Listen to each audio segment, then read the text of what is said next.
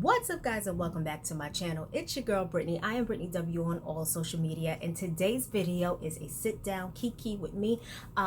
It's been a while since I did one of these no judgment zone videos. My last video was talking about how I was going to be celibate, and guess what? Your girl is still celibate. So shout out to all the people who saw my last video and decided to take this journey with me, and you're still kicking it, rolling around, and keep on going. High five, girlfriend. Quarantine or boyfriend. Quarantine has definitely ruined my dating life to the point where I don't even go out on dates right now. But as soon as this is over, maybe your girl will go out on a date, maybe not. But anyway, this video, judging by the title, is all about dealing with rejection and being the underdog and how to keep going when it seems like no one is really rooting for you. So I want to give you some tips that will help you with that, and I'm going to explain to you a little dream that I had which sparked this video. Okay, but before we get started, don't forget to like, comment, subscribe, hit the notification bell so you know when I post more videos like this. That's right, you guys, you already know what I'm about to say, right? So let's go ahead and jump right on it. Okay, so what sparked this sit down with me was a dream that I had. I'm just going to tell you a little bit about the dream. And those who don't know, or this is your first time watching my No Judgment Zone, I am a Christian. My background is Christianity. I don't judge whatever you are or your beliefs, but I truly believe that your dreams mean things. When you're dreaming, you're sleeping, and you're kind of in the spiritual world. And sometimes your dreams can have warnings or tell you about future events or tell you about certain things that has happened in your past and bringing it back to the forefront for you to either uncover, discover, or just work through. Yeah, so just a little disclaimer. So my dream took place last night, and it was about me. For those who don't know, I'm also a hair and makeup artist for TV and film. I do consider myself more of a makeup artist than I am a hairstylist, even though I do have a cosmetology license. Just a little tidbit. Okay, so in the dream, I was working, I want to say it was like a JCPenney's beauty salon store type of deal, and there's nothing wrong with that at all. It was just weird for me because I don't normally work in hair salons unless I'm like assisting someone, but other than that, it's not my judge. So it was weird for me in the dream for me to be working at this hair salon. And so I was walking around trying to get people to come in, which is a makeup tip, by the way. Like when you work at the beauty counter, you if you see customers walk around, you try to bring back to your counter, do their makeup, and grab a sale. So that's what I was doing. I was like going out there getting customers to bring them back to the hair salon for me to do their hair. That's what I was doing. And I found someone, and she wanted me to dye her hair orange. Matter of fact, I need to Google what the color orange means, because every little thing in your dream also has a little saying or some meaning behind it as well. So she wanted me to dye her hair orange, and I was like, okay, cool. Let's go ahead and do it. I think that's a fun color. Sorry, my eyelash is moving. And I was like, let's go ahead and do it. Orange is a fun color, and we're in a day and age where people walk around with blue, gray, pink, all kinds of color hair, so why not orange? Orange is actually a popping color for nowadays. So I was like, all right, I grew up as grabbing the stuff throughout the store, and which is another weird thing because it turned from JCPenney's to like a Sally's beauty supply store, for where it was a salon in the back, but I can still grab product that I need and go in the back and do what I need to do. So I was grabbing product or whatever, and I was getting ready to go and do this girl hair, and it was like a manager who stepped in front of me, was like, no, Brittney, you're not doing this. And I was like, well, why? Like, I found this client. Is not your client. She's a new client. I'm bringing clients to the salon. I'm doing, whatever I need to do to make things happen. You know what I'm saying? And you're stopping me. You're blocking me. And you don't even have a reason. It wasn't Brittney. I don't think, she didn't even say, Brittney, I don't think you're qualified to do this. It was, no, Brittney, let me teach you, or Brittney, she didn't know my skill level or anything, or what I could and could not do.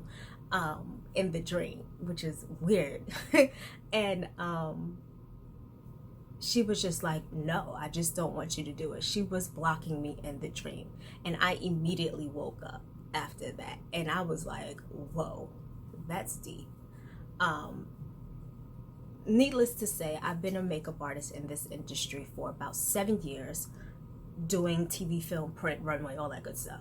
But I started my makeup career at a beauty counter, Clinique Cosmetics to be exact, in Durham, North Carolina at Streets of South Point, Macy's. Yes, that is the exact location of where I started. I was the counter manager of Clinique Cosmetics, and then I relocated to New York and started working in TV and film out here in New York City.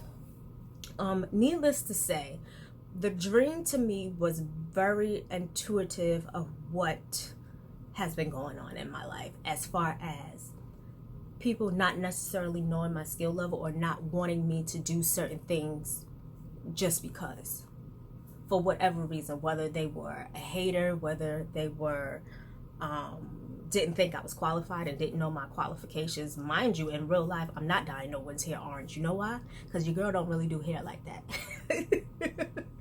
So in the dream, I was qualified. Like, I could do it. And sometimes, step number one, here we go. Sometimes when you are qualified to do a job and someone is blocking you, or a situation or a person is blocking you from doing what you already know how to do, sometimes it's okay for you to let that person know in a very respectful way that you are qualified for the position. And that is something that I struggle with, is opening up my mouth and defending myself, especially when someone is treating me bad or telling me that I can't do something. Yeah, so it's okay for you to open up your mouth. It's okay for you to let the person know, no, this is getting done. If I need your assistance, which I probably won't, I will let you know. And that's okay, you know. My second thing that I would say when you're being overlooked and underqualified is that you have to keep going, no matter what. I can't tell you how many times that in so many situations I was the girl who wasn't chosen. I was the girl who was when I say constantly overlooked. I was the girl who no one wanted to give a chance to, even though I knew what I knew, because in order to be a great teacher, you have to be a great student.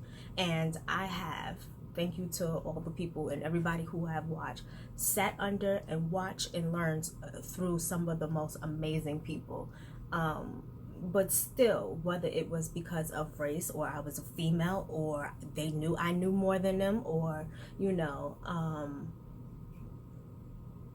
or whatever, or they just judged me off of face value, you know, the aesthetics, and didn't open their mouth to physically talk to me, to see my point of view or where I was coming from.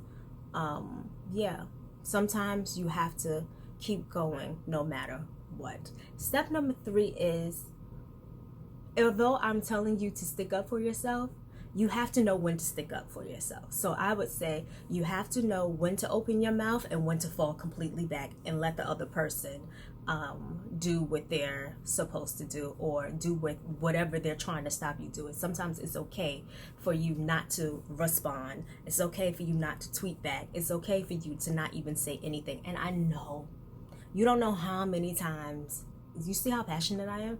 You don't know how many times I wanted to say something when I was being attacked, whether I was being talked bad about, whether people have stolen my ideas and used it for themselves and made them think that they were the creative genius behind a couple of things.